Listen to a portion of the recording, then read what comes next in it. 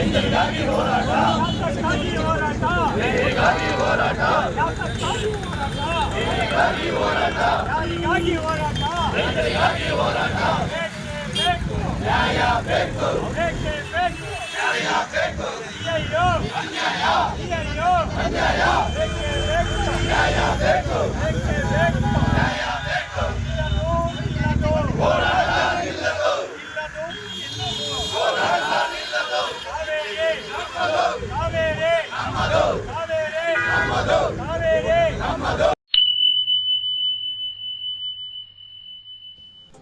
ಬತ್ತಿದ ಕಾವೇರಿ ಮುಂದೇನಿದೆ ದಾರಿ ಎಂದು ಕರ್ನಾಟಕಕ್ಕೆ ತಲೆನೋವಾಗಿದೆ.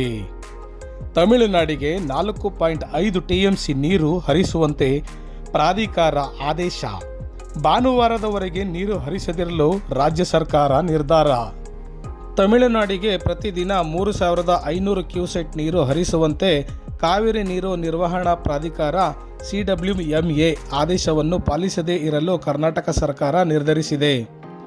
ಮುಖ್ಯಮಂತ್ರಿ DK ಶಿವಕುಮಾರ್ ಅಧ್ಯಕ್ಷತೆಯಲ್ಲಿ ಭಾನುವಾರ ಸರ್ವಪಕ್ಷಗಳ ಸಭೆ ನಡೆಯಲಿದ್ದು, ಈ ವೇಳೆ ಅಂತಿಮ ತೀರ್ಮಾನ ತೆಗೆದುಕೊಳ್ಳಲಾಗುವುದು ಎಂದು ತಿಳಿಸಲಾಗಿದೆ.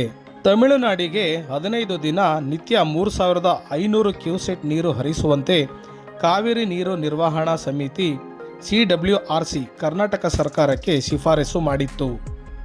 ಕರ್ನಾಟಕದಲ್ಲಿ ಮುಂಗಾರು ಹಂಗಾಮು ಕುಂಠಿತವಾದ ಹಿನ್ನೆಲೆಯಲ್ಲಿ ಕಾವೇರಿ ಜಲನಯನದಲ್ಲಿ ನೀರಿನ ಒಳ ಹರಿವು ತೀರಾ ಕಡಿಮೆ ಇರುವ ಕಾರಣ CWRC ಮಾಡಿದ್ದ ಶಿಫಾರಸನ್ನು ಪ್ರಶ್ನಿಸಿ ಕರ್ನಾಟಕ ಸರ್ಕಾರ CWMAಗೆ ಮೇಲ್ಮನವಿ ಸಲ್ಲಿಸಿತ್ತು. ಗುರುವಾರ ವಿಚಾರಣೆ ನಡೆಸಿದ ಪ್ರಾಧಿಕಾರವು ಕರ್ನಾಟಕದ ಅಣೆಕಟ್ಟುಗಳಲ್ಲಿ 55 ಟಿಎಂಸಿ ನೀರಿದೆ. ಇದಲ್ಲದೆ ಮುಂದಿನ ದಿನಗಳಲ್ಲಿ ಮಳೆ ಬರುವುದರಿಂದ ಕರ್ನಾಟಕದ ಜಲಮೂಲಗಳಲ್ಲಿ ನೀರಿನ ಒಳಹರಿವು ದಿನಕ್ಕೆ 1-2 ಟಿಎಂಸಿ ಇರುತ್ತದೆ ಅಥವಾ ಹೆಚ್ಚಾಗಲಿದೆ ಎಂದು ಅಂದಾಜಿಸಲಾಗಿದೆ. ಆದ್ದರಿಂದ ಮುಂದಿನ ಕೆಲವು ದಿನಗಳಲ್ಲಿ 60-70 ಟಿಎಂಸಿ ನೀರು ಬರಲಿದೆ ಎಂದು ನಿರೀಕ್ಷಿಸಲಾಗಿದೆ. ಈ ಎಲ್ಲ ಅಂಶಗಳನ್ನು ಪರಿಗಣಿಸಿ ಕಾವೇರಿ ನೀರು ನಿಯಂತ್ರಣಾ ಸಮಿತಿ ಶಿಫಾರಸಿನಂತೆ ಮುಂದಿನ 15 ದಿನಗಳವರೆಗೆ 4.5 ಟಿಎಂಸಿ ನೀರನ್ನು ತಮಿಳುನಾಡಿಗೆ ಹರಿಸುವಂತೆ ಆದೇಶ ಹೊರಡಿಸಿದೆ. ಆದರೆ ಪ್ರಾಧಿಕಾರದ ಆದೇಶಕ್ಕೆ ಸೆಡ್ಡು ಹೊಡೆದಿರುವ ಕರ್ನಾಟಕ ಸರ್ಕಾರ ಸದ್ಯಕ್ಕೆ ನೀರು ಬಿಡದೇ ಇರಲು ತೀರ್ಮಾನಕ್ಕೆ ಬಂದಿದೆ. ಭಾನುವಾರ DK ಶಿವಕುಮಾರ್ ಸರ್ವಪಕ್ಷ ಸಭೆ ಕರೆದಿದ್ದು, ಆ ಸಭೆಯಲ್ಲಿ ಕೈಗೊಳ್ಳುವ ತೀರ್ಮಾನದಂತೆ ಮುಂದಿನ ನಿರ್ಧಾರ ಕೈಗೊಳ್ಳಲು ಸರ್ಕಾರ ಮುಂದಾಗಿದೆ. ತಮಿಳುನಾಡಿನ ವಾದವೇನು ಎಂದರೆ, ಸುಪ್ರೀಂ ಕೋರ್ಟ್ ಆದೇಶದ ಪ್ರಕಾರ ತಮಿಳುನಾಡಿಗೆ ಜೂನ್ ಮತ್ತು ಜುಲೈನಲ್ಲಿ 32 ಟಿಎಂಸಿ ನೀರು ಬಿಡುಗಡೆ ಮಾಡಬೇಕಿತ್ತು. ಆದರೆ ಕೇವಲ 3 ಟಿಎಂಸಿ ನೀರು ಬಿಡುಗಡೆ ಮಾಡಲಾಗಿದೆ. ಆದ್ದರಿಂದ ಮೆಟ್ಟೂರು ಅಣೆಕಟ್ಟಿನಲ್ಲಿ ನೀರಿನ ಒಳ ಹರಿವು ಕಡಿಮೆಯಾಗಿದೆ ಎಂದು ತಿಳಿಸಲಾಗಿದೆ. ಇದರ ನಡುವೆ ಪ್ರತಿಪಕ್ಷಗಳು ಹೋರಾಟಕ್ಕೆ ಧುಮುಕಿದ್ದು, ಕಾವೇರಿ ನೀರು ನಿರ್ವಹಣಾ ಸಮಿತಿ ಆದೇಶ ವಿರೋಧಿಸಿ ಶುಕ್ರವಾರ ಬಿಜೆಪಿ ರಾಜ್ಯಾಧ್ಯಕ್ಷ BY ವಿಜಯೇಂದ್ರ ನೇತೃತ್ವದಲ್ಲಿ KR ಸಾಗರ ಅಣೆಕಟ್ಟಿಗೆ ಮುತ್ತಿಗೆ ಹಮ್ಮಿಕೊಳ್ಳಲಾಗಿದೆ. ವಿಧಾನಸಭೆ ಪ್ರತಿಪಕ್ಷ ನಾಯಕ R ಅಶೋಕ್, ವಿಧಾನ ಪರಿಷತ್ ಪ್ರತಿಪಕ್ಷ ನಾಯಕ ಛಲವಾದಿ ನಾರಾಯಣಸ್ವಾಮಿ ಭಾಗವಹಿಸಲಿದ್ದಾರೆ. ಮುಂಜಾಗ್ರತಾ ಕ್ರಮವಾಗಿ ಪೊಲೀಸ್ ಇಲಾಖೆ ಸೂಚನೆಯಂತೆ ಶುಕ್ರವಾರ ಬೆಳಗ್ಗೆಯಿಂದಲೇ ಪ್ರವಾಸಿಗರಿಗೆ ಪ್ರವೇಶ ನಿರ್ಬಂಧಿಸಲಾಗಿದೆ. ಈ ನಡುವೆ ಕನ್ನಡ ಪರ ಸಂಘಟನೆಗಳು ನೀರು ಉಳಿಸಿ ಕಾವೇರಿ ಉಳಿಸಿ ಎಂದು ಹೋರಾಟಕ್ಕೆ ಧುಮುಕುವ ಸೂಚನೆಯನ್ನು ನೀಡಿದ್ದು, ಮುಂದಿನ ದಿನಗಳಲ್ಲಿ ಕರ್ನಾಟಕವನ್ನು ಬಂದ್ ಮಾಡಲು ನಿರ್ಧರಿಸಿವೆ.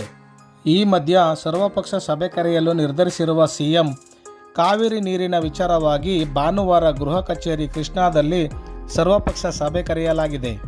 ಈ ವಿಚಾರವಾಗಿ ಕೇಂದ್ರ ಸಚಿವರಾದ ಪ್ರಹ್ಲಾದ ಜೋಶಿ, ವಿ ಸೋಮಣ್ಣ ಮತ್ತು ಸಂಸದರಾದ ಜಗದೀಶ್ ಶೆಟ್ಟರ್, ಬಸವರಾಜ ಬೊಮ್ಮಾಯಿ ಜೊತೆ ಚರ್ಚೆ ಮಾಡಿದ್ದು, ಅವರು ರಾಜ್ಯದ ಹಿತಕ್ಕಾಗಿ ಶಕ್ತಿ ಮೀರಿ ಪ್ರಯತ್ನ ಮಾಡುವುದಾಗಿ ಭರವಸೆ ನೀಡಿದ್ದಾರೆ. ಕಾವೇರಿ ವಿಚಾರದಲ್ಲಿ ಪರಸ್ಪರ ಕಿತ್ತಾಟ ನಡೆಸುವುದು ಇಷ್ಟವಿಲ್ಲ. ನೆಲದ ಕಾನೂನು ಪಾಲನೆ ಮತ್ತು ಪರಸ್ಪರ ಗೌರವಿಸಬೇಕು. ಇಡೀ ದೇಶ ಒಂದಾಗಿ ಕೆಲಸ ಮಾಡಬೇಕೆಂಬುದು ನಮ್ಮ ಗುರಿಯಾಗಿದೆ ಎಂದು DK ಶಿವಕುಮಾರ್ ಅಭಿಪ್ರಾಯಪಟ್ಟಿದ್ದಾರೆ.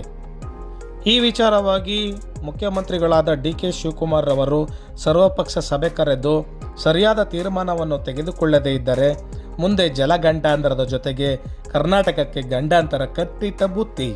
ಸದ್ಯದ ಪರಿಸ್ಥಿತಿಯಲ್ಲಿ KRS 91.86 TMC ನೀರು ಲಭ್ಯವಿದ್ದು ಒಳಹರಿವು 2625, ಹೊರಹರಿವು 1745 ಕ್ಯೂಸೆಟ್ ಇದೆ ಎಂದು ಅಂದಾಜಿಸಲಾಗಿದೆ.